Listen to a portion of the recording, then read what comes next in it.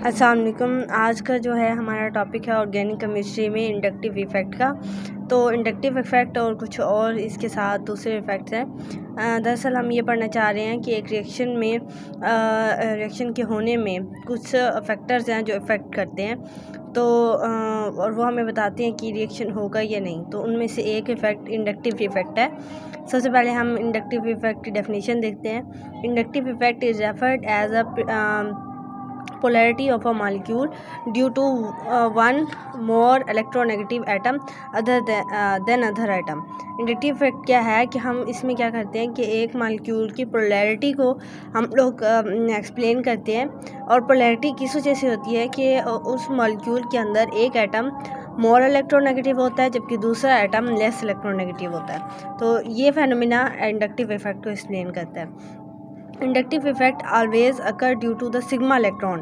हमने पढ़ा है कि हम रेजोनेंस जो है वो पाई इलेक्ट्रॉन्स की वजह से होती है और हाइपर कंजुगेशन भी पाई इलेक्ट्रॉन्स की वजह से होता है, लेकिन हाइपर कंजुगेशन सिग्मा इलेक्ट्रॉन्स की वजह से होता है, लेकिन इंडक्टिव इफेक्ट सिग्मा इलेक्ट्रॉन की वजह से होता है। इसका पाई इलेक्ट्रॉन से कोई ताल्लुक़ नहीं है। इलेक्ट्रॉन की जो डेंसिटी होती है between the to similar atom, अगर दो सिमिलर एटम है, फॉर एग्जांपल ये H2 का मॉलिक्यूल है, दोनों सिमिलर एटम हैं और ये दोनों सिमिलर एटम इक्वली अट्रैक्ट करेंगे इलेक्ट्रॉन्स को और ये म्यूचुअल शेयरिंग करें और ये कोवलेंट बॉन्ड बना रहे हैं। तो यहाँ पर जो इलेक्ट्रॉन की डेंसिटी है दो सिमिलर हाइड्रोजन एटम के दरमियान वो इक्वल है।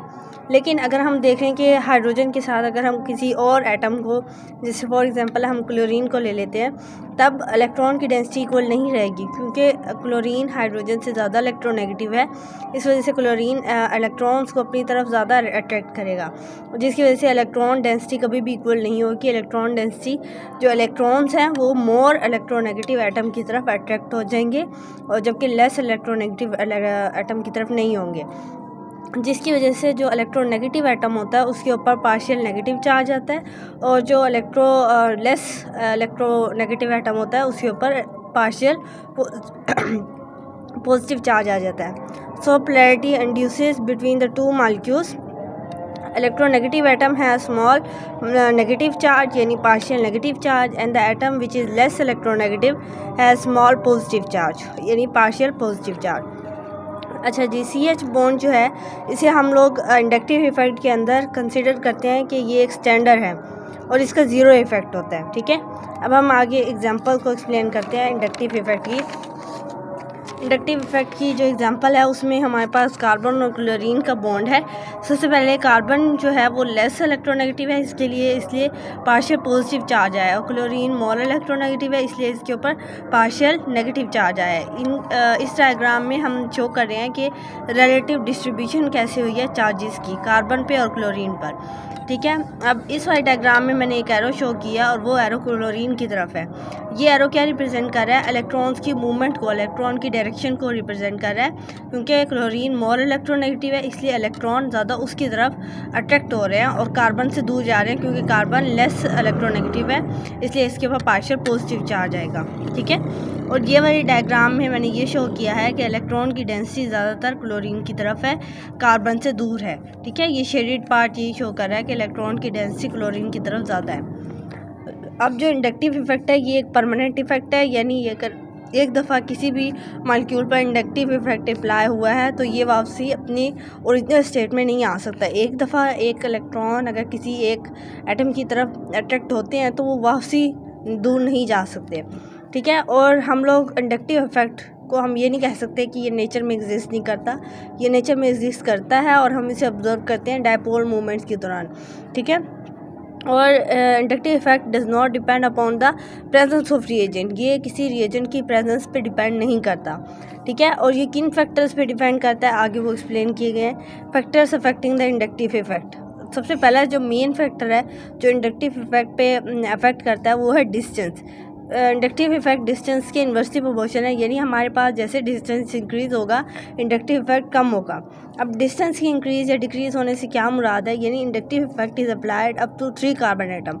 फॉर एग्जांपल हमारे पास ये 3 कार्बन एटम्स हैं, हमने कहा कि इंडक्टिव इफेक्ट 3 कार्बन एटम तक अप्लाई होता है। ये हमारे पास मोस्ट इलेक्ट्रोनेगेटिव एटम है जो कार्बन से ज़्यादा इलेक्ट्रोनेगेटिव है, ये इस वाले कार्बन से इलेक्ट्रॉन ज़्यादा खींचेगा फिर इस वाले कार्बन के पास कमी हुई है तो ये अपने साथ वाले कार्बन से इलेक्ट्रॉन खींचेगा।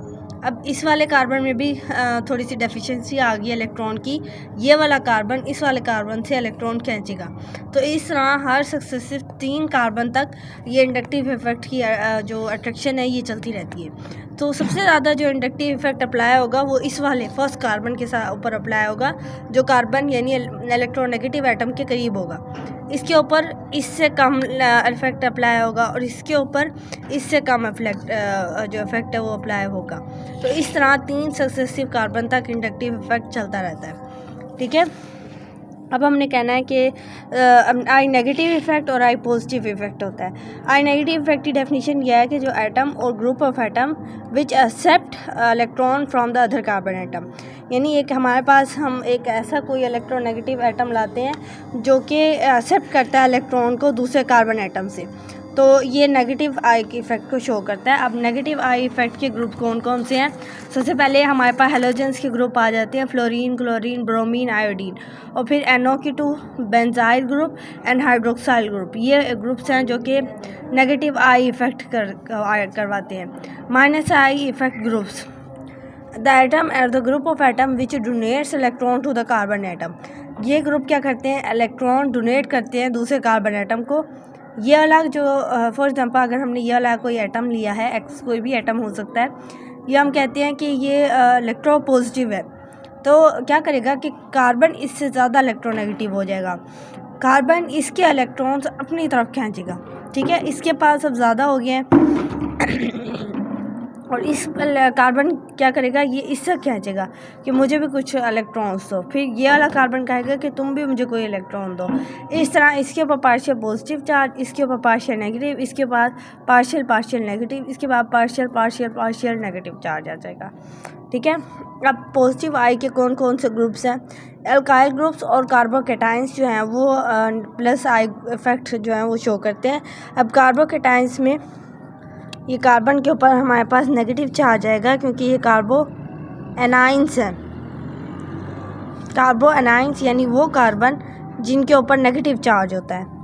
ठीक है, इनमें जो कार्बोकैटायंस हैं, एनाइंस हैं सॉरी, उनमें जो टर्शियरी कार्बोकैटायन है वो सबसे ज़्यादा स्टेबल होता है बाकी कार्बोकैटायन से। ठीक है, यानी सबसे ज़्यादा टर्शियरी कार्बो एनाइन जो है वो प्लस आई इफेक्ट को शो करेगा, फिर सेकेंडरी शो करेगा, फिर प्राइमरी, और फिर ये प्राइमरी शो करेगा। ये इसका स्टेबिलिटी ऑर्डर हो गया। ठीक है, अब आगे जो हमने दूसरा इफेक्ट बताना है वो है इलेक्ट्रोमेट्रिक इफेक्ट। इलेक्ट्रोमेट्रिक इफेक्ट की डेफिनेशन आ जाती है कि electrometric effect refer to the polarity produce in the multiple bond compounds due to the appearance of reagent.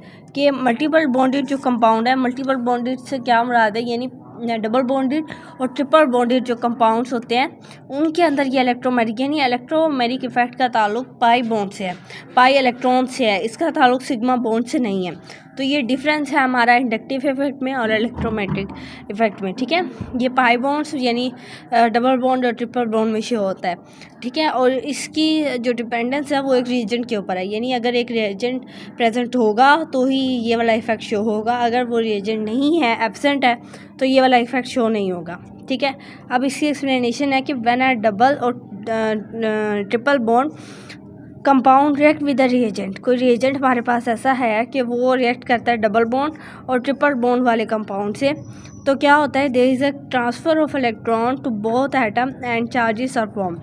कि इलेक्ट्रॉन्स को कुछ ऐसे ट्रांसफ़र करवा देता है वो रिएजेंट कि हमारे पास बॉन्डेड एटम में चार्जेस प्रोड्यूस हो जाती हैं। अब बॉन्डेड एटम में चार्जेस किस तरह प्रोड्यूस होंगे, ये 2 इक्वेशन मैंने आपको शो की हुई हैं कि A डबल बॉन्ड B है, जो इसका एक पाई बॉन्ड है वो अपने इलेक्ट्रॉन्स A पे शिफ्ट कर रहे हैं। A पे शिफ्ट करने की ये रिएजेंट जब आएगा तब ये काम होगा। तो A पे नेगेटिव चार्ज, B पे पॉजिटिव चार्ज, लेकिन फ़िलहाल ये चार्जेस बन चुके हैं लेकिन फिर भी बॉन्डेड है, तो ये बॉन्डेड एटम्स के दरमियान में चार्जेस प्रोड्यूस हो गए हैं। अब फॉर एग्जांपल हम ये नहीं कह सकते कि सिर्फ A पे ही इलेक्ट्रॉन जाएंगे, B पे भी आ सकते हैं। अब फॉर एग्जांपल यहाँ पर B पर सारे इलेक्ट्रॉन्स आ गए रिएजेंट की प्रेजेंस में, तो A पर पॉजिटिव चार्ज आ गया और B पर नेगेटिव चार्ज आ गया। अब if pi electrons move toward A then it has negative charge और B has positive charge। ठीक है, हमने पढ़ा हुआ है कि जिस तरह पाई इलेक्ट्रॉन मूव करते हैं उस एटम पे नेगेटिव और दूसरे एटम जो डोनेट करता है उस पर पॉजिटिव चार्ज आ जाता है। इस तरह अगर पाई इलेक्ट्रॉन्स B की तरफ मूव करेंगे तो उसके ऊपर हमारे पास नेगेटिव चार्ज, जबकि A के ऊपर हमारे पास पॉजिटिव चार्ज आ जाता है। अब जो इलेक्ट्रोमैग्नेटिक इफ़ेक्ट है ये भी एक टेम्पोरेरी इफ़ेक्ट है, ये परमानेंट नहीं है, ये वापसी रिवर्स बैक हो सकता है। अब फैक्टर्स कौन से हैं जो इलेक्ट्रोमैग्नेटिक इफेक्ट को इफेक्ट करते हैं? सबसे पहले प्रेजेंस और एब्सेंस ऑफ अ रिएजेंट। एक रिएजेंट प्रेजेंट है या एब्सेंट है। अगर एक रिएजेंट प्रेजेंट है तो इलेक्ट्रोमैग्नेटिक इफेक्ट परफॉर्म हो जाएगा। अगर एक रिएजेंट एब्सेंट है जो हमें चाहिए वो फिर उसके बाद इलेक्ट्रोमैग्नेटिक इफेक्ट डबल बॉन्ड और ट्रिपल बॉन्ड वाले कंपाउंड्स पे अप्लाई नहीं होगा। अब इसकी एग्जांपल आपने एंड में दे देनी है। एग्जांपल ये इथाइलिन की एग्जांपल है कि कार्बन बॉन्ड है और ये कार्बन sp3 हाइब्रिडाइज है, आप देख सकते हैं। ठीक है, और इसके ऊपर एक जो 2pz बॉन्ड है वो हमारे पास लोन पेयर की सूरत में मौजूद है और ये आपस में एक इलेक्ट्रॉनिक क्राउड बना रहे हैं। अब रिएजेंट आया, रिएजेंट ने इस मॉलिक्यूल के ऊपर एक्ट किया। रिएजेंट की वजह से ये वाला जो कार्बन है ये अपना एक पाई बॉन्ड इस वाले कार्बन को डोनेट कर देगा। जब ये डोनेट करेगा इसके ऊपर पॉजिटिव चार्ज आ जाएगा और इसके ऊपर नेगेटिव चार्ज आ जाएगा, इस तरह। ठीक है, अब ये सिंपल वे में एक्सप्लेन किया गया है कि ये वाला कार्बन अपना जो एक पाई बॉन्ड है, ये वाला पाई बॉन्ड इस वाले कार्बन को डोनेट कर देगा, जिसकी वजह से इस वाले कार्बन पे कमी आ जाएगी इलेक्ट्रॉन की, ये पॉजिटिव चार्ज ले लेगा। और जबकि ये वाला कार्बन जिसने एक्स्ट्रा इलेक्ट्रॉन ले गए हैं दूसरे से उस पर नेगेटिव चार्ज आ जाएगा और पाई बॉन्ड पूरा उसके पास चला जाएगा। तो ये रिएजेंट की वजह से इलेक्ट्रोमैग्नेटिक इफेक्ट परफॉर्म होता है। ठीक है, I hope that you will understand it. अल्लाह हाफिज़।